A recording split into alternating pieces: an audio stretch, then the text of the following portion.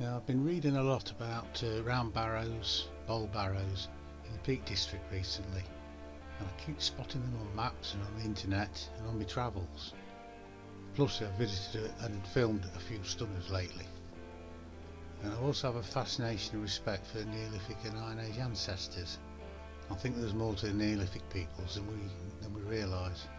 I'm no historian or archaeologist, just a curious amateur. Now, I do intend visiting more of these sites in the near future, so I thought I ought to share the little bit I know about round barrows and bowl barrows in Derbyshire in the Peak District, and some information and thoughts on why our ancient ancestors might have built them. Now, the Peak District covers most of the region in Derbyshire, and it extends into Staffordshire, Cheshire, Greater Manchester and South and West Yorkshire.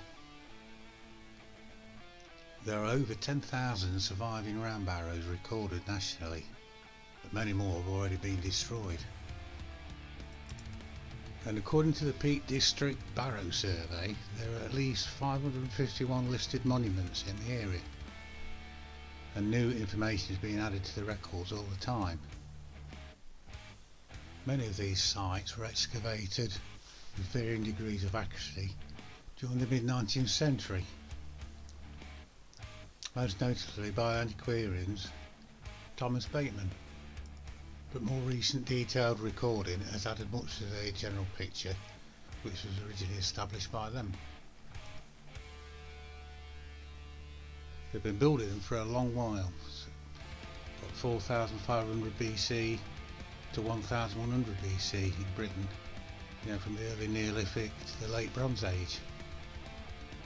Round barrows are a type of tumulus, and it's one of the most common types of monuments, and they're found in all parts of the world, probably because of the simple construction. Now, at its simplest, a round barrow is a hemispherical mound of earth or stone raised over a burial place, and there are numerous variations which may employ surrounding ditches, stone curbs and berms between ditch and mound.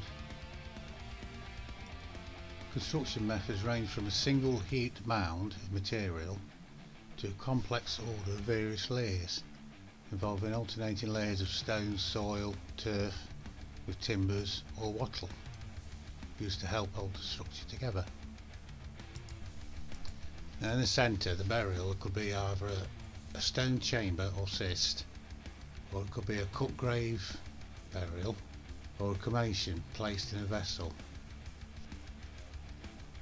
Round barrows seem to attract surrounding satellite burials, or later ones inserted into the mound itself, and in some cases these occur hundreds or thousands of years after the original barrow was built and were placed by entirely different cultures, like the Romans, Vikings or Saxon societies. Now, contemporary round barrows are grouped together. The area is referred to as the Barrow Cemetery. It's a bit like Heath Wood at Ingleby, the Viking Barrow Cemetery. The Neolithic and Iron Age people venerated their ancestors, so they seemed to have to make sure that the dead were at peace and would be remembered.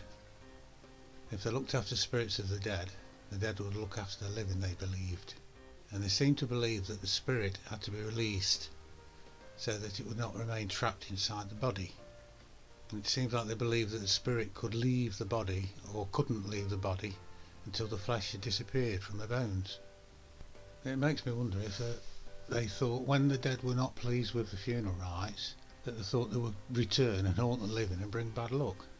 They seem to choose places where the dead could be remembered and honoured, where the bones or ashes of later generations could be laid to rest along older burials. There are also places where the living could renew their links with the past and seek the help of their ancestors.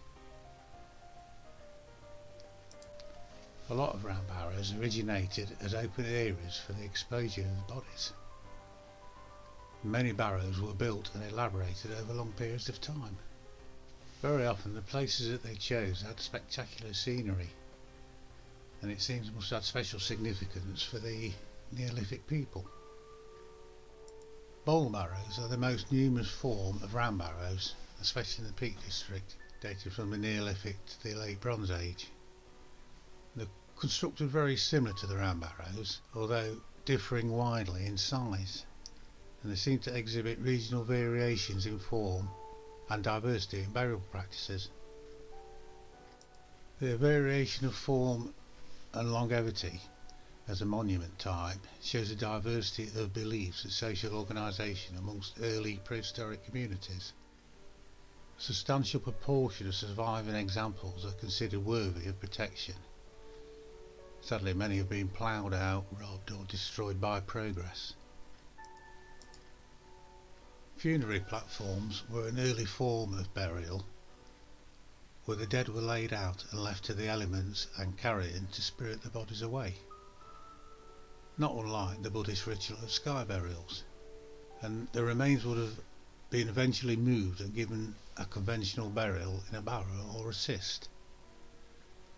And possibly later the site was often used for permanent interments, and tools and treasures have been uncovered to point to this practice.